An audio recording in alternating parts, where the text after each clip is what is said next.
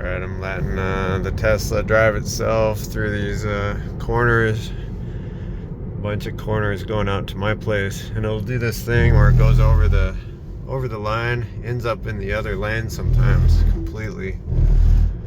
I just corrected it, but it'll end up completely on the other side of the highway and that lane if you let it.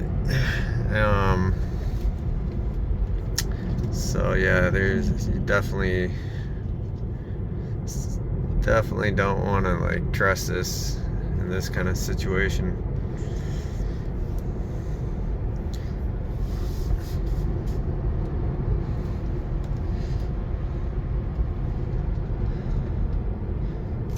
I mean, the lines are painted well enough that it should be able to know what's going on, but it might be might be a case where nobody's really done the autopilot on this road before, and it hasn't like learned how to do it. So I've got it steering again, doing the autopilot thing right now.